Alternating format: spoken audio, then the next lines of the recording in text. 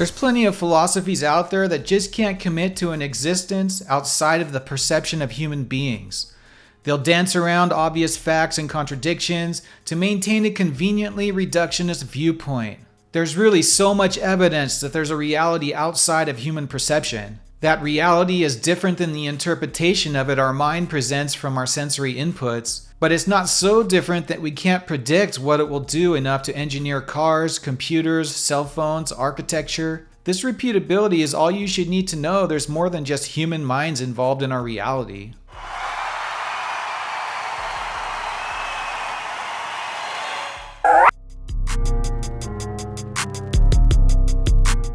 Anti-realism is a philosophical stance that challenges the notion of an objective, independent reality existing independently of our perceptions and beliefs. It posits that what we perceive as reality is constructed or dependent on human cognition, language, or social practices. There are various forms of anti-realism, and they can be applied to different domains. Epistemic anti-realism.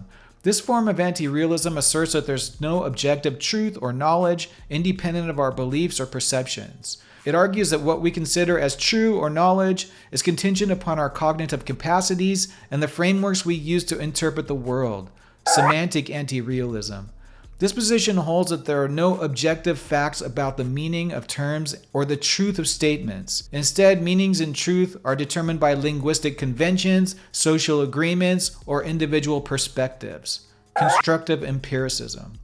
This is a form of anti-realism in the philosophy of science, particularly associated with the philosophy of Bos von Frossen. It holds that scientific theories are tools for empirical prediction, but it does not necessarily commit to the belief that theoretical entities postulated by these theories, like electrons or quarks, actually exist. Social constructivism. This is a view that emphasizes the role of social conventions, language, and cultural practices in shaping our understanding of reality. It suggests that many aspects of reality, including categories like gender or race, are socially constructed. Phenomenalism. This is a theory that suggests that physical objects and events are reducible to mental phenomena or experiences. In other words, the only things that we can be sure of are our own sensory experiences. It's important to note that anti-realism doesn't necessarily imply complete subjectivity or relativism. There can be variations in how strongly anti-realism is held, and some forms may still allow for shared or intersubjective realities.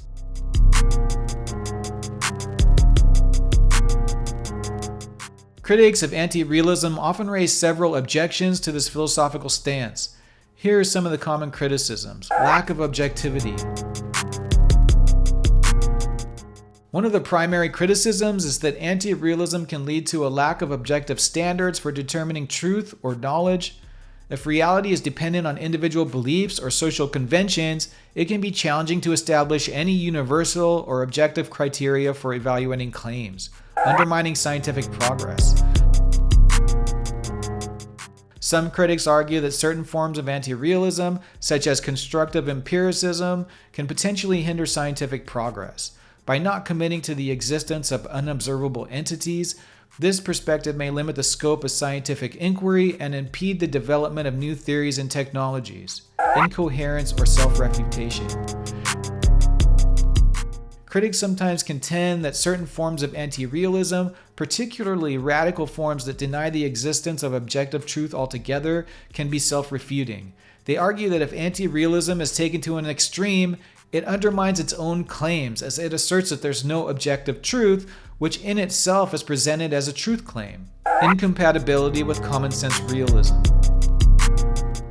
Anti-realism can seem at odds with our everyday experiences and intuitions about reality. For instance, it may be difficult to reconcile anti-realism with the idea that there's a world that exists independently of our perceptions and beliefs, a view commonly held in common sense realism. Difficulty in accounting for progress in knowledge. Critics argue that anti-realism struggles to provide a satisfactory account of how knowledge progresses over time.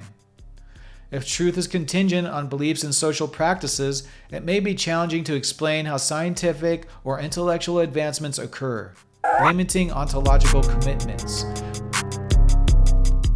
Some critics argue that anti-realism, particularly in its more extreme forms, can lead to a reluctance to make ontological commitments about existence of entities, which may hinder fruitful inquiry in various fields. It's important to note that these criticisms can often vary depending on the specific form of anti-realism being considered and the context in which it is applied. If you like this kind of philosophical subject matter, help us out by liking the video, subscribing to the channel, and hitting the notification bell.